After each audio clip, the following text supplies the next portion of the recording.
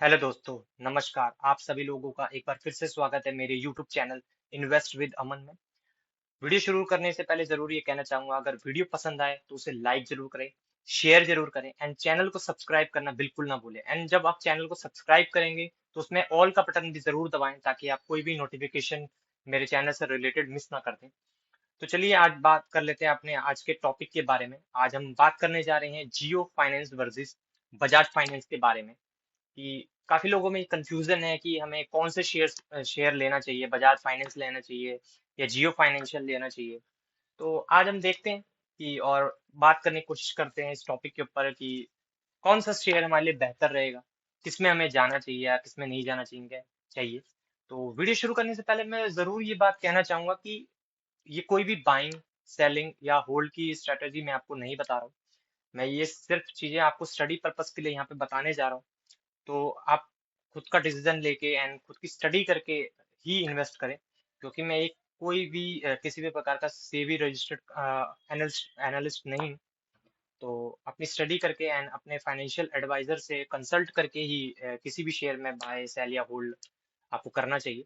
तो आइए चलिए बात कर लेते हैं Jio Finance versus the Bajaj Finance की। तो बहुत लोगों का ये मानना है कि जियो फाइनेंस के आने से बजाज फाइनेंस पर बहुत बड़ा झटका लगेगा और वो शायद जियो फाइनेंस जैसे जियो ने जैसे टेलीकॉम सेक्टर में आके एक तहलका मचा दिया था और सारी कंपनियों को काफी कंपनियों को खत्म भी कर दिया था।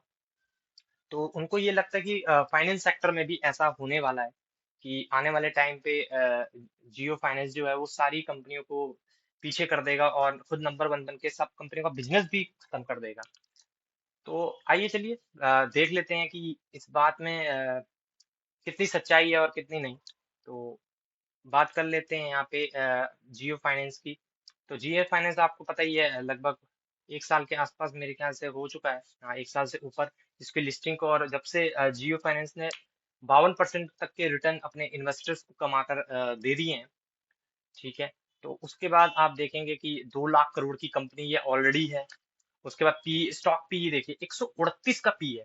तो बहुत सारे लोगों का ये बोलना भी है कि 138 का पी तो बहुत ज्यादा है जियो फाइनेंस के लिए। लेकिन मैं आपको एक बात बताना चाहूंगा, ये एक रिलायंस ग्रुप की कंपनी है जिसको इन्होंने डीमर्ज करके लिस्ट किया है। और लोगों को इसके मैनेजमेंट के ऊपर बिल्कुल बहुत ज्यादा विश्वास है कि हाँ वो ये सब चीजें अचीव करेंगे, जैसे उन्होंने टेलीकॉम सेक्टर में किया वैसा ही यहाँ करेंगे। हाँ, मुझे भी ये उम्मीद है कि ये कंपनी फ्यूचर में बहुत अच्छा बिजनेस करेगी, क्योंकि इनके पास एक अर्ली एडवांटेज भी है। अर्ली एडवांटेज मीन, क्योंकि अब रिलायंस ग्रुप की बहुत सारी कंपनियां आप जानते हैं, रिलायंस रिटेल हो गया, रिलायंस रिलायंस टेलीकॉम हो गया, ये सब बिजनेस जो इनके ऑलरेडी स्टेब्लिश हैं, इनकी मदद से जियो फाइनेंस शुरू के सालों में बहुत अच्छा परफॉर्म कर सकता है, क्योंकि उनको एक लेवरेज मिलेगा, डेटाबेस है उनके पास ऑलरेडी, उस चीज का वो बिल्कुल फायदा उठाएंगे। एंड शुरू में हो सकता है कि जियो फाइनेंस में एक बहुत ही तगड़ा बुल रन आए। मुझे ऐसा लगता है, क्योंकि उनकी जो ऑलरेडी स्टेब्लिश कंपनीज है उन्हीं के थ्रू उनको बिजनेस मिल जाएगा और वो आराम से बिजनेस कर भी लेंगे। आराम से बिजनेस उनको मिल जाएगा, जियो रिटेल के स्टोर पे मिल जाएगा उनको बिजनेस। तो और सबसे बड़ी बात, जियो फाइनेंशियल जो है वो हर तरह के फाइनेंशियल इंडस्ट्री से रिलेटेड जितने भी प्रकार के बिजनेस होते हैं उन सब के अंदर वो घुस रहा है। जैसे कि आपको पता ही होगा कि हाल में ही उन्होंने ब्लैक रॉक के साथ भी पार्टनरशिप करी थी। ब्लैक रॉक के साथ मिलके वो म्यूचुअल फंड इंडस्ट्री में भी कदम रखने वाले हैं। एंड दूसरा, ब्लैक रॉक के साथ ही मिलके वो वेल्थ मैनेजमेंट में भी एंटर करने वाले हैं। उसके बाद बीच में भी न्यूज आई थी कि अ, जियो फाइनेंस जो है अलग अलग इंश्योरेंस कंपनी के साथ भी पार्टनरशिप करेगा और इंश्योरेंस सेक्टर में भी वो घुसने वाला है। लेकिन कई लोगों का ये कंसर्न है कि अभी तक ये चीजें स्टार्ट क्यों नहीं हुई। मैं तो ये चीजें आपको बताना चाहूंगा कि ये जितने भी अप्रूवल्स होते हैं, रेगुलेटरी अप्रूवल्स, इनको मिलने में काफी टाइम लगता है। ये काफी टाइम टेकिंग प्रोसेसेस होते हैं जिनको अभी जियो फाइनेंस कर रहा है। धीरे धीरे धीरे धीरे उनको अप्रूवल मिल रहे हैं। लेकिन हाँ, अभी भी मैं कहूंगा कि इनका बिजनेस जो है उस पेस में स्टार्ट नहीं हुआ है। आप यहाँ पे देख ही सकते हैं, 2 लाख करोड़ की कंपनी है, स्टॉक भी 129 का है, आरओसी 1.55 का है, इंडस्ट्री भी 23 का है। ठीक है। उसके बाद यहाँ पे ये देख लिए बिजनेस, इसके हम यहाँ पे पढ़ लेते हैं कौन कौन से बिजनेस सेगमेंट में ये है।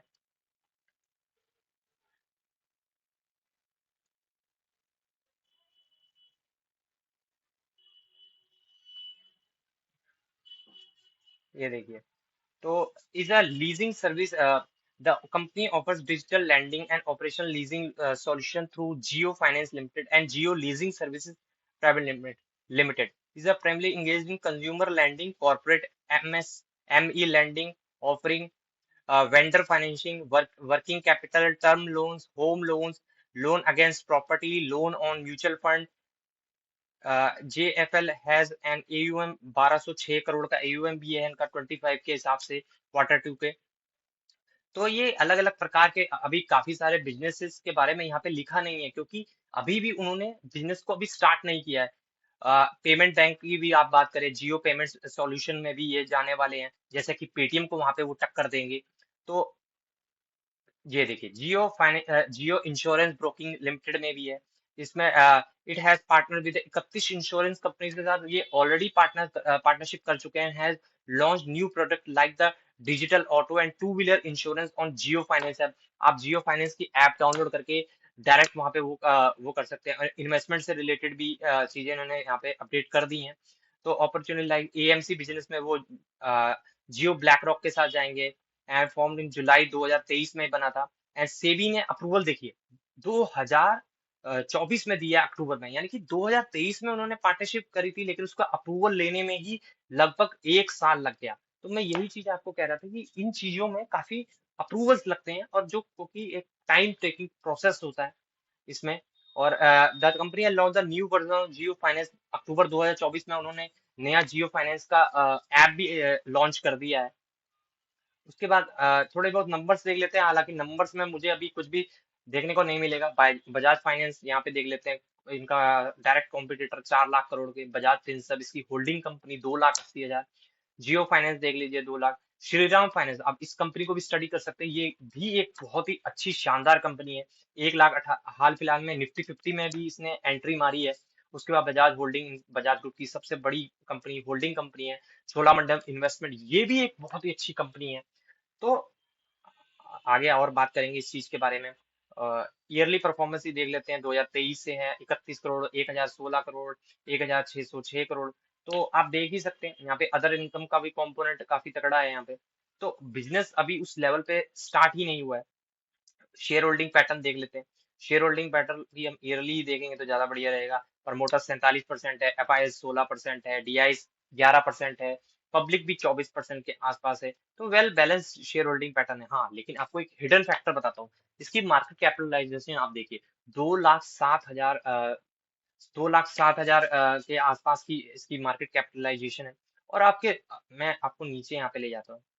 ये देखिए, ये इसका रिजर्व सेक्शन है। रिजर्व सेक्शन में देखिए कि 1,30,000 करोड़ के तो रिजर्व पड़े हैं कंपनी के पास, जबकि अभी कंपनी का बिजनेस स्टार्ट भी नहीं हुआ है।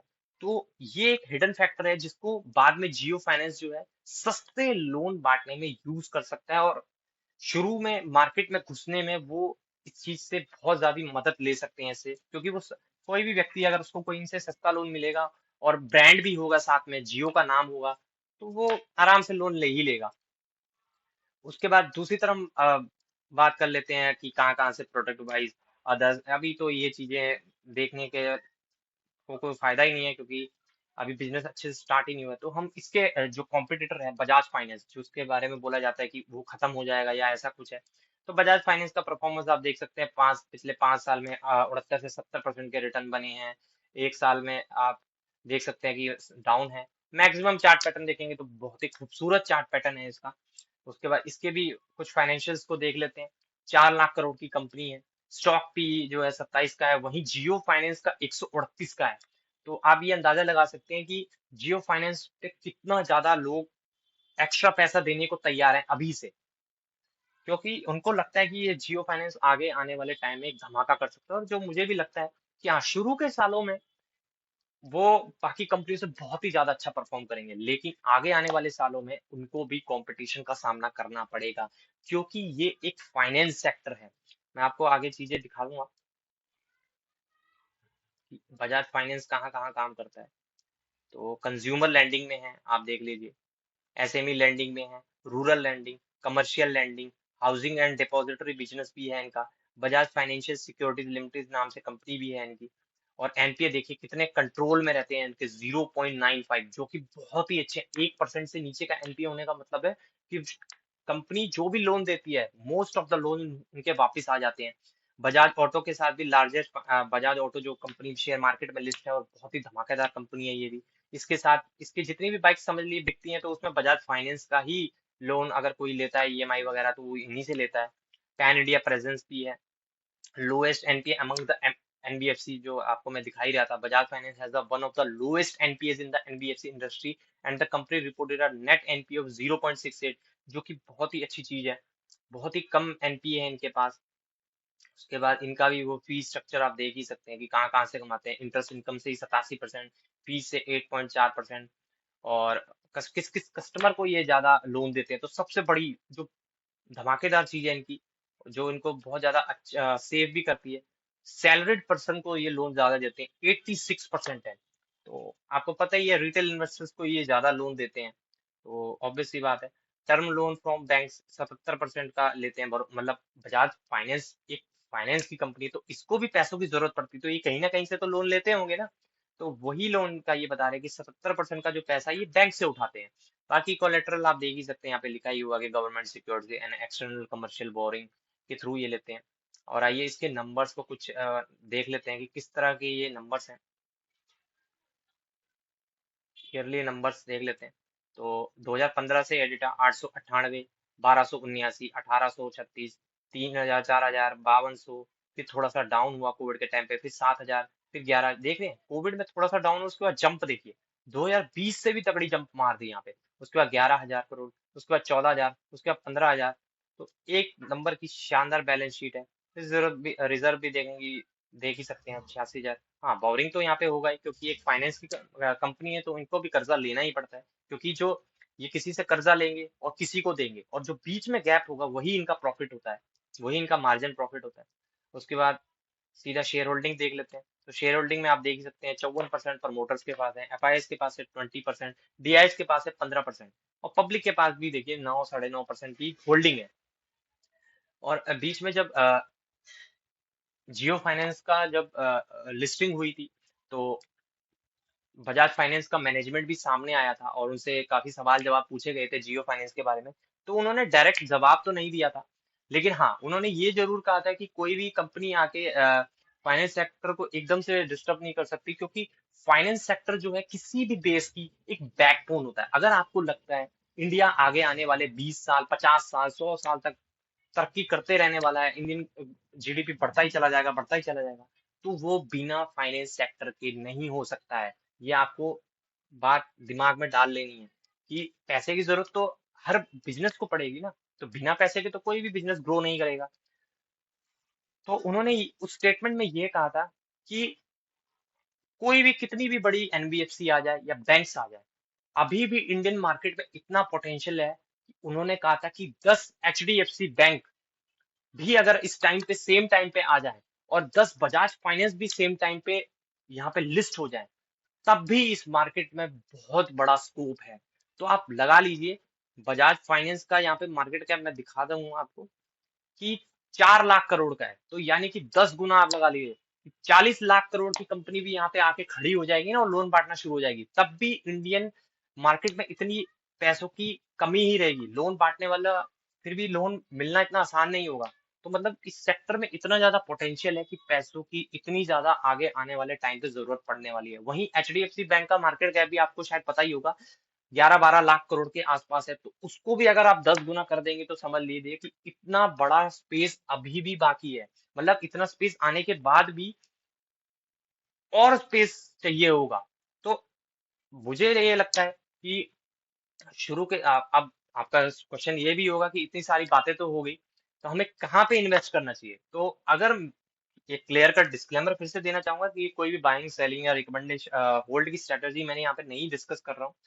आपको बाइंग सेलिंग या होल्डिंग जो भी है वो अपने फाइनेंशियल एडवाइजर से कंसल्ट करके ही करना चाहिए, क्योंकि मैं एक सेबी रजिस्टर नहीं हूँ। लेकिन हाँ, मैं ये आपको जरूर एक रिस्क का पॉइंट भी बताना चाहूंगा कि आपको प्राइसिंग देख के इन्वेस्ट नहीं करना है, क्योंकि आप जियो फाइनेंस आपको 300 साढ़े 300 रुपए में मिल रहा है, बजाज फाइनेंस के लिए आपको 7 साढ़े 7 हजार रुपए खर्च करने पड़ेंगे। तो लोग क्या है शॉर्टकट अपनाते हैं और सीधा जिसका कम प्राइस है उसको उठा लेते हैं। तो ऐसा नहीं करना है आपको। आपको अच्छे से दोनों कंपनीज को स्टडी करना है, क्योंकि बजाज ग्रुप भी कोई छोटा मोटा ग्रुप नहीं है। इंडिया के मोस्ट ग्रुप में से बहुत ही वैल्यूड ग्रुप माना जाता है बजाज ग्रुप को भी, और टॉप 10 के अंदर आते हैं वो भी। तो ऐसा नहीं है कि आप उसको सिर्फ प्राइसिंग के तौर पे हटा दें और नहीं, क्योंकि ये एक फाइनेंस सेक्टर है। हाँ, लेकिन शुरू के सालों में मैं जरूर ये कहना चाहूंगा कि जियो फाइनेंस को एक एडवांटेज रहेगा उनकी बाकी ग्रुप कंपनीज की वजह से, क्योंकि उनके पास एक लार्ज डेटाबेस है और वो उसका फायदा उठाएंगे। तो मैं ये कहना चाहूंगा कि प्राइसिंग को देख के आपको इन्वेस्ट नहीं करना है किसी भी स्टॉक में। ऐसा नहीं है कि जियो फाइनेंस तो सस्ता है जी, बजाज फाइनेंस महंगा है तो मैं जियो फाइनेंस खरीद लूंगा, ऐसा आपको बिल्कुल भी नहीं करना है। आपको स्टडी करके, बिजनेस को समझ के, उसके बाद ही इन्वेस्टमेंट करना है, क्योंकि फाइनेंस का जो बिजनेस होता है उसमें पैसा देना तो इजी होता है, पैसा तो आप दे दोगे, लेकिन पैसा का वापस आना भी बहुत जरूरी है। और आपको मैंने अभी भी दिखाया था कि जियो फाइनेंस जो है नंबर 1 एनबीएफसी है, जिसका ग्रॉस एनपीए जो है एकदम लोएस्ट है इंडस्ट्री में, एकदम लोएस्ट। तो वीडियो में अभी तक के लिए सिर्फ इतना ही था। आप लोग आई थिंक समझ ही गए होंगे कि आपको क्या करना चाहिए इस सिचुएशन में। इन दोनों में से कंफ्यूजन मैंने दूर करने की आपकी कोशिश करी होगी। और अगर मेरी वीडियो पसंद आई हो तो उसे लाइक जरूर करें, शेयर जरूर करें, एंड चैनल को सब्सक्राइब करना बिल्कुल ना भूलें। Thanks for watching.